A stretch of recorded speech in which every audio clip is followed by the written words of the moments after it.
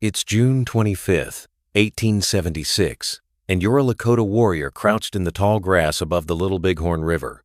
Your heart is pounding. Your hands grip a repeating rifle, not the bow your grandfather carried, but a Winchester you took from a dead soldier last year. Through the dust and heat shimmer, you see them coming. 210 cavalry troopers in their blue uniforms, their guidons snapping in the wind, their horses kicking up clouds of brown dust that hang in the Montana air like smoke. They're riding straight toward the largest gathering of native warriors in the history of the Great Plains. 7,000 Lakota, Cheyenne, and Arapaho, your people, and they have no idea what's waiting for them. You've been running for 6 years, ever since the Army came to your sacred Black Hills and built their forts on land, promised to you forever by treaty. Ever since the miners flooded in, tearing up the earth, fouling the streams, killing the buffalo. Ever since they told you that you had to live on a reservation, had to farm like white men, had to watch your children starve while corrupt Indian agents stole the rations meant for your family. You tried peace. It didn't work. So you followed the war chiefs. Men like Sitting Bull, who had a vision of soldiers falling into camp upside down like grasshoppers. Men like Gall, whose family was murdered by soldiers.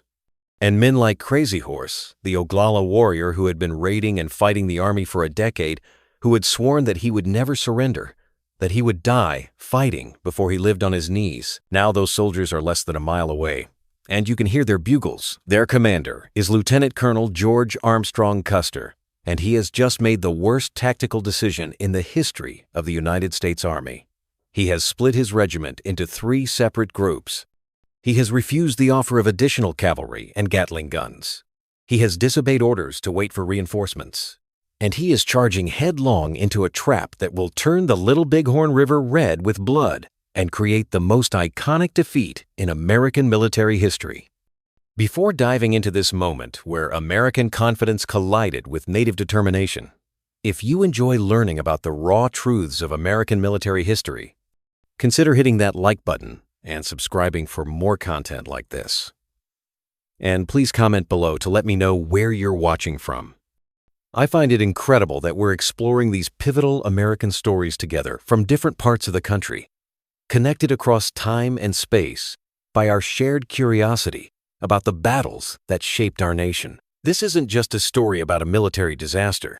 It's a story about what happens when arrogance meets desperation, when cavalry tactics meet guerrilla warfare, and when a man who believed he was invincible rode straight into his own grave. The Battle of the Little Bighorn was the revenge of a people who had been pushed too far. And it started not on June 25th, but 6 years earlier, when the United States government decided to break every promise it had ever made. To understand why thousands of warriors were camped on the Little Bighorn in the summer of 1876, you have to understand what had been taken from them. The Great Sioux Nation had once controlled an area larger than Texas. They were the masters of the Northern Plains, the most formidable light cavalry force on the continent.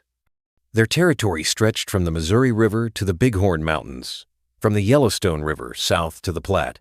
They hunted buffalo in herds so vast that it took days for them to pass. They lived free, following the seasons and the game, answering to no government and no reservation. Then came the Fort Laramie Treaty of 1868. After Red Cloud's War, where the Lakota had humiliated the Army by destroying 3 forts and killing 80 soldiers at the Fetterman fight, the United States agreed to abandon the Bozeman Trail and recognize the Black Hills, the Paha Sapa, as sacred Sioux land forever. The treaty guaranteed that the land would belong to the Sioux as long as the grass shall grow and the water shall flow. It was the most generous treaty the United States had ever signed with a native nation. It lasted exactly 6 years. In 1874, Lieutenant Colonel George Armstrong Custer led an expedition into the Black Hills. His orders were to scout for a location for a new fort and to map the region. But Custer did something that changed everything. He brought geologists and miners with him. And when they found gold, Custer sent a dispatch that electrified the nation. Gold in the Black Hills. Within months, thousands of prospectors flooded into the territory, violating the treaty, trespassing on sacred land. The Army made token efforts to keep them out, but it was like trying to hold back the ocean with your hands. The government had a problem. The treaty said the land belonged to the Sioux, But the American people wanted that gold, so the government did what it had done countless times before. It tried to buy the land. In September 1875, commissioners arrived at the Red Cloud Agency to negotiate the purchase of the Black Hills. They offered $6 million. The Sioux leaders, including Red Cloud, laughed in their faces. Red Cloud said, "The Black Hills are the head chief of the land. They are worth more than all the gold in them." The negotiations failed, so the government changed tactics. In December 1875, the Commissioner of Indian Affairs issued an ultimatum. All Lakota and Cheyenne had to report to the reservations by January 31, 1876, or they would be considered hostile. It was the middle of winter. The temperature was 40 degrees below zero. Many of the bands were camped hundreds of miles from the agencies, with snow 10 feet deep blocking the trails. Even if they wanted to comply, they couldn't. And many didn't want to. Chiefs like Sitting Bull and Crazy Horse had never signed the treaty. They were what the government called non-treaty Indians. They had never agreed to live on reservations.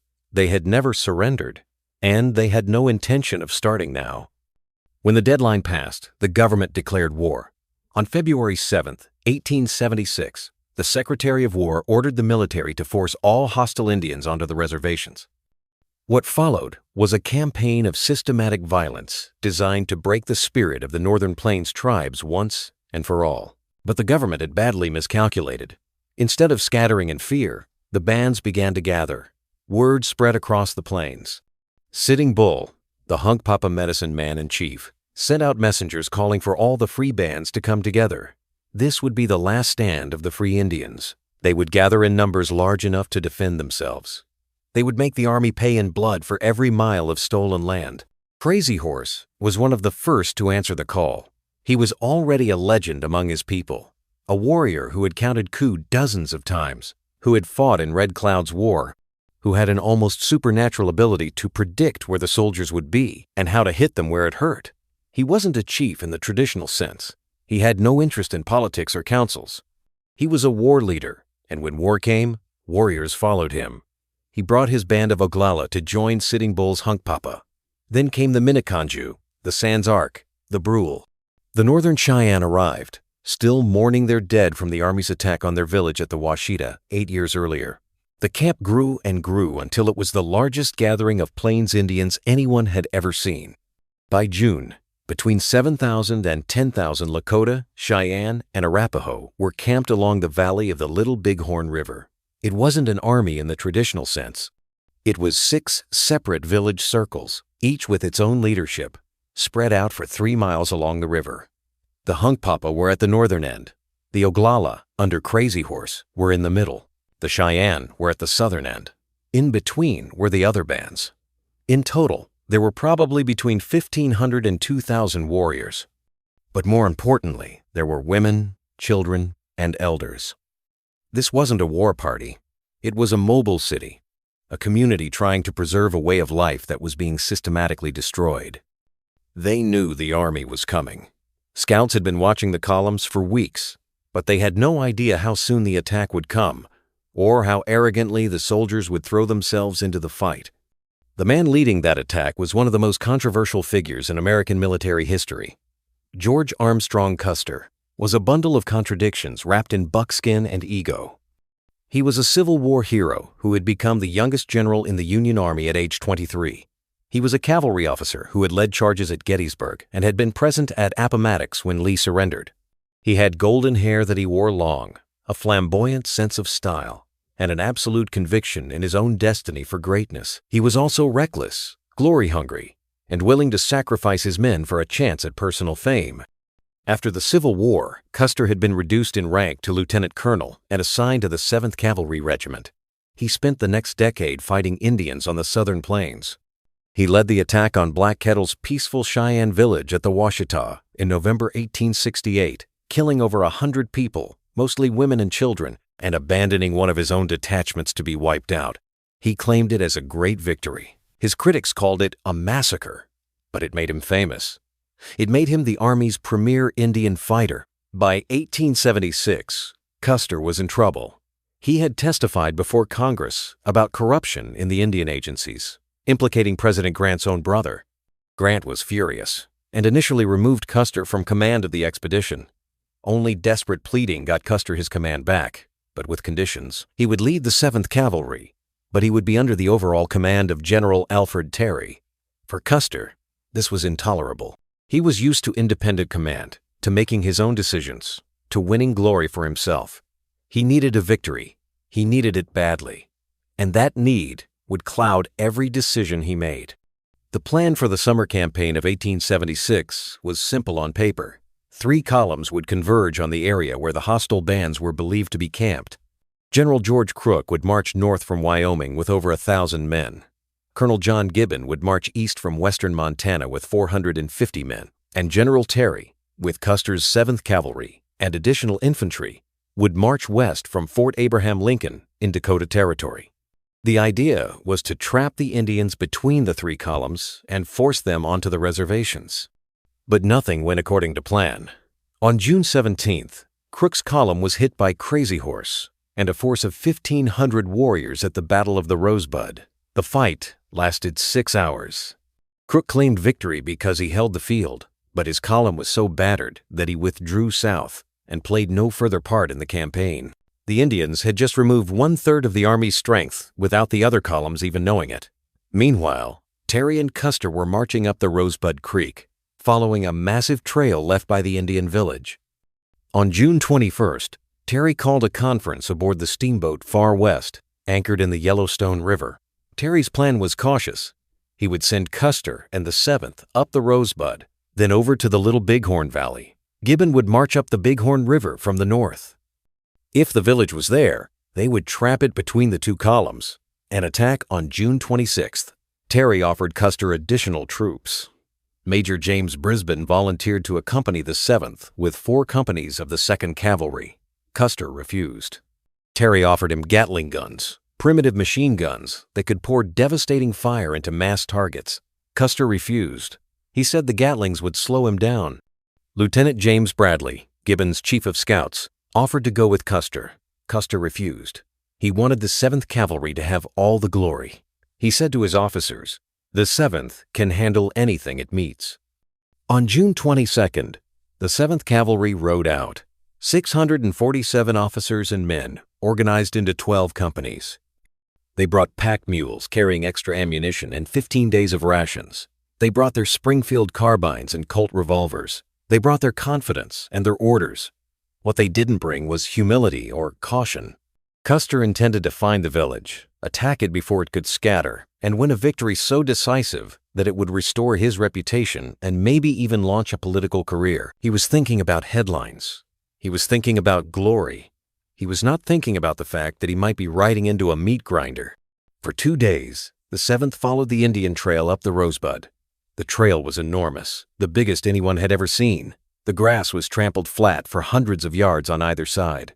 The horse droppings were so thick that the troopers had to pick their way through them. Mitch Booyer, one of Custer's scouts, a mixed-blood Crow who knew this country better than anyone, looked at the trail and told Custer, "We're going to have a damned big fight." Custer just smiled. On the evening of June 24th, the regiment camped near the divide between the Rosebud and the Little Bighorn. The scouts, including Booyer and the Arikara scouts, who had signed on to fight their traditional enemies, the Sioux, rode ahead to a place called the Crow's Nest, a high point where you could see for miles. Just before dawn on June 25th, they saw it. Smoke from hundreds of lodge fires rising into the morning sky. A dark mass in the valley that might be the largest pony herd any of them had ever seen. The village. Booyer sent a messenger galloping back to Custer. "We found them." Custer rode to the Crow's Nest just after sunrise. The scouts pointed out the valley. Custer couldn't see what they saw. The distance was too great, and the light was wrong. But he didn't need to see it. He believed them, and his mind was already racing through his options. His orders were to wait until June 26th to coordinate with Gibbon and Terry, but waiting meant the village might discover him and scatter. Waiting meant sharing the glory. Custer made his decision in seconds. He would attack today. He would attack now. He would win this battle alone. What Custer didn't know, what he couldn't know, was that his position had already been compromised. Indian scouts had spotted his column the day before. The village knew soldiers were coming. But they didn't run. They were tired of running. They were ready to fight, and they had a weapon that Custer hadn't counted on. They had Crazy Horse. Crazy Horse was about 35 years old in the summer of 1876. He was not a large man, perhaps 5 feet 8 inches tall, lean and wiry, with light skin and light brown hair that earned him his name. He was quiet, almost withdrawn in camp. He never boasted about his exploits. He never sought attention. But on the battlefield, he was transformed. He was fast, fearless, and tactically brilliant. He had an instinct for warfare that his people believed was given to him by the spirits. He could read terrain like a book. He could predict what his enemies would do. And he could rally warriors with a battle cry that sent shivers down the spines of his enemies. Hoka, hey! It's a good day to die. Crazy Horse had been fighting the army since Red Cloud's War. He had participated in the Fetterman Fight in 1866, where 80 soldiers were lured into an ambush and wiped out. He had learned from that fight. He had learned that soldiers could be baited, that their confidence could be used against them, that patience and terrain could multiply the strength of his warriors. He had refined those lessons at the Rosebud just 8 days earlier. And now, as Custer divided his regiment and rode toward the village, Crazy Horse was about to give him a master class in mobile warfare. At noon on June 25th, Custer divided his command. This was standard cavalry doctrine when attacking an Indian village. You hit from multiple directions to prevent escape, but Custer took it to an extreme. He split the 7th into 4 separate battalions. Captain Frederick Benteen would take 3 companies and ride southwest to scout for other villages and to block any escape in that direction. Major Marcus Reno would take 3 companies and attack the southern end of the village from the valley. Custer would take 5 companies and ride north along the bluffs on the east side of the river to attack the village from the flank or rear. Captain Thomas McDougal would stay behind with 1 company to guard the slow-moving pack train carrying the extra ammunition.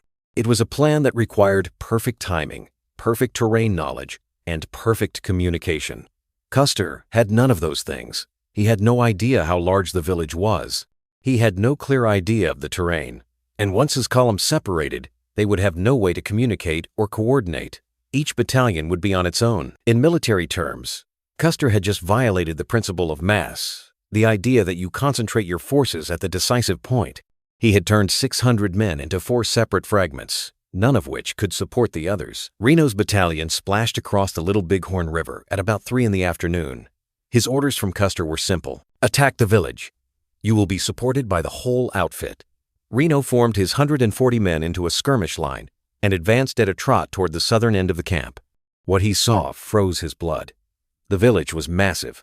Hundreds of lodges stretched along the river valley for miles, and pouring out of those lodges, like bees from a kicked hive, were warriors, hundreds of them, then thousands.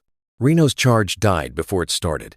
His men barely made it half a mile before the sheer number of warriors forced them to dismount and form a defensive line in the timber along the river. For 30 minutes, they held on, pouring fire into the mass of warriors. But the warriors weren't charging blindly. They were using cover, firing from behind trees and gullies, working around the flanks. Reno's line began to buckle. His Arikara scouts, seeing the size of the force against them, broke and ran. Reno's second in command, Lieutenant Donald McIntosh, was shouting orders when a bullet hit him in the head and killed him. Panic rippled through the troopers. Reno made a decision. He ordered a retreat, but in the confusion, the retreat became a rout. Troopers scrambled for their horses. Some couldn't find them in the chaos. The Lakota and Cheyenne warriors, sensing the break, charged. What followed was a running fight back to the river. Troopers were pulled from their horses. Some drowned trying to cross the river. Others were shot in the back as they fled. Reno's battalion climbed the bluffs on the east side of the river and dug in on a defenseless hilltop. Out of 140 men, 37 were dead or missing. Reno was in shock. His men were terrified, and Custer's promised support never came. Because 5 miles to the north, Custer had problems of his own. Custer had been riding along the bluffs, looking down into the valley, trying to get a sense of the village's size and layout. What he saw should have terrified him. The village was enormous. It stretched for 3 miles. There were thousands of lodges. The pony herd alone numbered in the thousands. Every warrior in the northern plains seemed to be there, but Custer didn't retreat. He didn't wait for Benteen or the pack train with the ammunition. He didn't even send a messenger to Terry and Gibbon. Instead, he ordered his bugler to sound the charge. 210 men of the 7th Cavalry descended toward the river and rode straight into history. What happened next is one of the great mysteries of American military history because no one in Custer's immediate command survived to tell the tale. Everything we know comes from archaeological evidence, Indian accounts, and the positions of the bodies found days later. But the broad outline is clear. Custer tried to cross the river at a place called Medicine Tail Coulee. He was met by a storm of gunfire from warriors hidden in the brush and ravines. Unable to force a crossing, he turned north and rode along a ridge now called Custer Ridge, trying to find another way into the village or a defensible position. That's when Crazy Horse hit him. Crazy Horse had been in the Oglala camp when the fighting started at the southern end. He had heard the gunfire, the screams, the war cries. He had painted for war, grabbed his weapons, and mounted his horse. By the time he reached the fight, Reno was already retreating. Crazy Horse didn't chase him. He saw something more important. He saw Custer's battalion on the ridge. He saw that they were isolated, cut off from support, and riding into a perfect kill zone. And he did exactly what he had done at the Fetterman fight and at the Rosebud. He organized the warriors for an ambush. Crazy Horse didn't give speeches or formal orders. He led by example. He galloped north, circling wide to get ahead of Custer's column. Other warriors, seeing where he was going, followed. Soon, hundreds of Oglala, Cheyenne, and Minneconjou warriors were racing through the ravines and coulees, using the terrain to stay out of sight, moving to positions where they could hit Custer from the sides and rear. Meanwhile, more warriors were attacking from the south and west. Gall, the Hunkpapa war chief whose family had been killed by soldiers, led a massive charge up from the river. He had just driven Reno out of the valley. Now he brought hundreds of warriors smashing into Custer's southern flank. The cavalry formation began to disintegrate under the pressure. Custer tried to form defensive positions. Companies spread out along the ridge, troopers dismounting to fight on foot, while horse holders took the mounts to the rear. But there was no rear. Warriors were everywhere. They weren't charging in suicidal waves like the battle paintings would later show. They were using fire and movement, cover and concealment. They had learned from years of fighting the army. They knew that cavalry carbines were single-shot weapons that had to be reloaded after each shot. They knew that if they kept moving, kept the pressure on, the soldiers couldn't maintain aimed fire. And many of the warriors had better weapons than the soldiers. The 7th Cavalry carried Springfield Model 1873 carbines. They were reliable but slow. You had to eject the spent cartridge, load a new round, cock the hammer, aim, and fire. In the heat of battle, the copper cartridges sometimes swelled and jammed in the breech. Troopers had to pry them out with knives. Meanwhile, many warriors carried repeating rifles, Henry rifles, Winchester rifles, Spencer carbines. These weapons held 7 to 15 rounds and could be fired as fast as you could work the lever. In a close-range fight, that was the difference between life and death.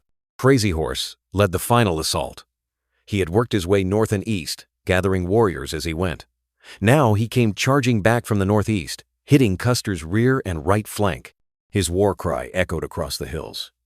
"Hoka hey! Today is a good day to die!" Warriors followed him, firing and riding, riding and firing. The cavalry position collapsed. Companies that had been 50 yards apart were now trying to consolidate, falling back toward Custer's position on the highest point of the ridge. The archaeological evidence tells a grim story. Troopers were dying from multiple gunshot wounds. Some had been shot 10 or 15 times. The cavalry was being swarmed. Warriors who ran out of ammunition charged in with war clubs and lances. The fight that had started as a battle turned into a massacre. Troopers who tried to run were chased down and killed. Troopers who tried to hide in the ravines were dragged out and killed. There was no mercy because there had been no mercy at the Washita, or Sand Creek, or the Marias River, or any of the other places where the army had attacked Indian villages and killed women and children. The end came on a small hill that would forever be called Last Stand Hill. Custer and about 40 men made a final stand there. They killed their horses and used the bodies as breastworks. They fired until their ammunition ran out. Then they fought with pistols, then with knives, then with bare hands. Custer himself was shot twice, once in the chest and once in the temple. He died with his men, surrounded by the warriors he had hunted for a decade. From the first shot to the last, The battle on Custer Ridge lasted about an hour. 210 men rode up that ridge. Not one survived. It was the worst defeat the United States Army had suffered at the hands of Native Americans since the Revolution. And it happened because a glory-hungry officer divided his command, attacked without reconnaissance, and underestimated an enemy that had been fighting for survival for a generation. 5 miles to the south, Reno and Benteen had no idea what was happening. Benteen had returned from his scout and joined Reno on the hilltop. Together, they had about 380 men. They could hear heavy firing to the north. Captain Thomas Weir led his company toward the sound of the guns, but was driven back by warriors. The 2 battalions dug in on what is now called Reno Hill and prepared for a siege. For the next day and a half, they were surrounded. Warriors kept up steady fire from the hills and ravines. Troopers died one by one, hit by long-range rifle fire. There was no water except in the river, which was 600 yards away and covered by warrior fire. Men who tried to reach it were shot. The wounded suffered terribly in the June heat. Some went mad from thirst. The officers organized water parties that dashed to the river at night, filled canteens, and raced back. It was suicidal work. Several men won the Medal of Honor for those water runs. The warriors could have overrun Reno Hill if they had wanted to. They had the numbers and the firepower. But after the fight with Custer, many had lost interest in killing more soldiers. They had won the greatest victory in their history. Their families were safe. It was time to move on before more soldiers arrived. On the afternoon of June 26th, the village began to pack up. Thousands of people struck their lodges, loaded their travois, and began moving south toward the Bighorn Mountains. By evening, they were gone, leaving behind a battlefield that would haunt the American imagination for generations. On the morning of June 27th, General Terry and Colonel Gibbon arrived with reinforcements. They found Reno's men still dug in, terrified and traumatized. They found Custer's battlefield 3 miles north. What they saw sickened them. The bodies had been stripped, mutilated, and left to bloat in the summer heat. It took 2 days to bury all the dead. Custer was found on Last Stand Hill, shot twice but not scalped or mutilated. The warriors had recognized him even in death and had left him relatively untouched out of respect for a brave enemy. The news of the disaster reached the East Coast on July 4, 1876, America's centennial celebration. The nation was celebrating 100 years of independence, congratulating itself on its progress and destiny. And then the telegraph brought word that the Army's finest Indian fighter and over 200 soldiers had been wiped out by the very people the government claimed were on the verge of extinction. The shock was total. Newspapers ran black borders around their coverage. Custer became an instant martyr. His widow, Libby, spent the rest of her life building his legend, turning his recklessness into heroism and his disaster into a last stand of doomed gallantry. But the real story of the Little Bighorn isn't about Custer's glory or his martyrdom. It's about what happens when a people are pushed beyond endurance. The Lakota and Cheyenne didn't want to fight the United States Army. They wanted to be left alone. They wanted to live according to the treaties that had been signed. They wanted their sacred lands protected and their way of life respected. When all of that was taken from them, when the government broke every promise and sent soldiers to force them onto barren reservations where their children would starve, they fought back. And for one afternoon on the rolling hills above the Little Bighorn River, they won. Crazy Horse fought on for another 9 months. He knew that the victory at the Little Bighorn would bring massive retaliation. He was right. The Army poured resources into the northern plains. More troops, more supplies, more determination. Through the winter of 1876 and 1877, the Army hunted the scattered bands relentlessly. They attacked villages in the dead of winter when the people were most vulnerable. They destroyed food supplies and pony herds. They made it impossible to live free. One by one, the bands gave up and went to the reservations. Even Sitting Bull fled to Canada. Crazy Horse held out the longest. But by the spring of 1877, his people were starving. The buffalo were gone, killed by hide hunters working for the railroads. There was nothing left to eat. On May 6, 1877, Crazy Horse rode into Camp Robinson in Nebraska with his band of over 1,000 Oglala. He had never been defeated in battle, but he surrendered because his people needed food more than they needed freedom. He lived on the reservation for 4 months. He tried to adapt, tried to live the way the government demanded. But he was a warrior in a world that no longer had room for warriors. The Indian agents feared him. The army officers resented him. Other chiefs were jealous of his influence. Rumors spread that he was planning to break out, to start another war. In September 1877, the decision was made to arrest him. On September 5th, Crazy Horse was brought to Camp Robinson under the pretense of a meeting. When he realized they were taking him to the guardhouse, to a cell, he resisted. A soldier bayoneted him in the side. Crazy Horse fell. His father and other chiefs gathered around him. He died that night, at about 36 years old. His last words were, "Tell the people it is no use to depend on me anymore now." He was buried in an unmarked grave somewhere in the hills. His parents refused to say where. To this day, no one knows where Crazy Horse is buried. It's fitting. He lived free and he died free, and his final resting place belongs to him alone. The Battle of the Little Bighorn was the high water mark of Native American resistance on the Great Plains. It was the last time the Plains tribes would win a major victory against the United States Army. Within 5 years, the buffalo were extinct on the northern plains, hunted to near extinction as a deliberate policy to destroy the native way of life. The reservations became open-air prisons. The warriors were disarmed. The children were taken away to boarding schools where they were forbidden to speak their languages or practice their religions. The free life that Crazy Horse and his people had fought to preserve was systematically erased. But the memory of the Little Bighorn survived. For white Americans, it became a symbol of savagery and treachery, a massacre that justified every subsequent act of violence against Native peoples.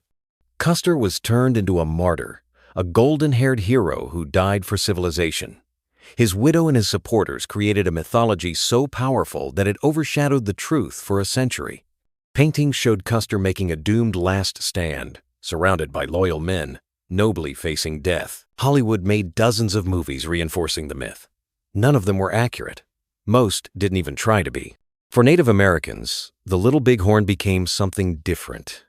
It became proof that when their people stood together, when they fought for their homes and their families, they were unstoppable. It became a moment of pride in a history, written mostly in loss and grief. And it made Crazy Horse into a legend, a warrior who never surrendered, who fought to the last, who chose death over dishonor. The truth, as always, is more complicated than either myth. Custer wasn't a martyr.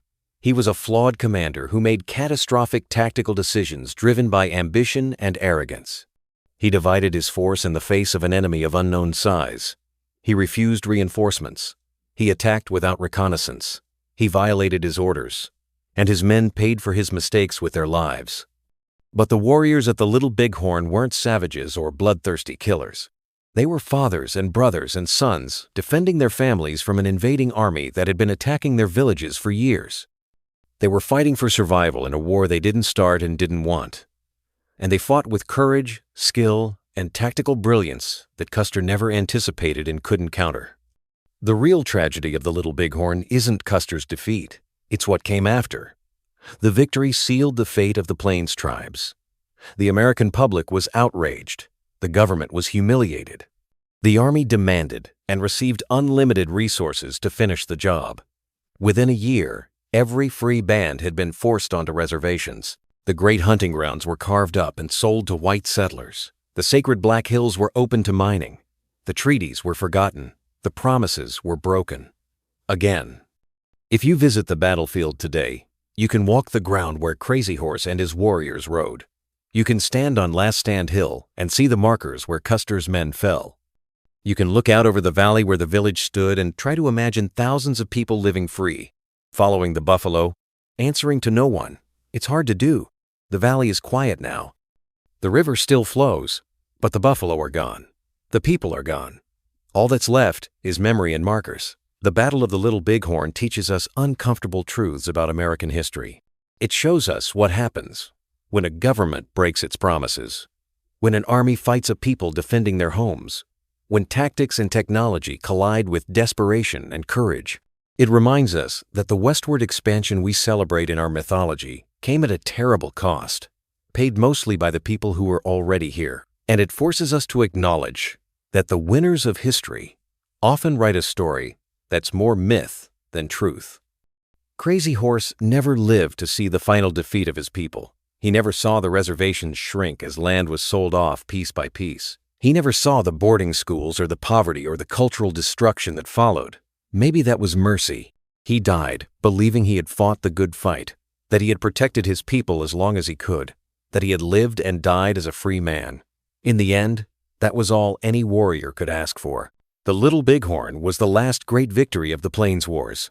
It was also the beginning of the end. Crazy Horse avenged the raids on his people, the broken treaties, the stolen land, and the murdered families. For one afternoon, he and thousands of warriors showed the United States Army that courage and skill could overcome superior numbers and resources. They won the battle, but they couldn't win the war. The tide of American expansion was too strong, too determined, too numerous to stop. Standing on that Montana hillside, looking at the stones marking where soldiers fell, you can almost hear the echoes of that afternoon in 1876. The war cries, the gunfire, the screams, the thunder of thousands of hooves. It was the sound of two worlds colliding, of an old way of life, fighting desperately against a new one, of a people who refused to surrender until they had no choice left. And in the end, that's what the Little Bighorn really was. Not a massacre, not a last stand, but a moment when a people said no, when they fought back against impossible odds, when they proved that courage and skill and desperation could defeat confidence and arrogance and superior firepower. It was the day Crazy Horse and his warriors showed the United States Army that they would not go quietly into the reservations, that their freedom was worth dying for, that their way of life was worth defending to the last arrow and the last bullet and the last breath.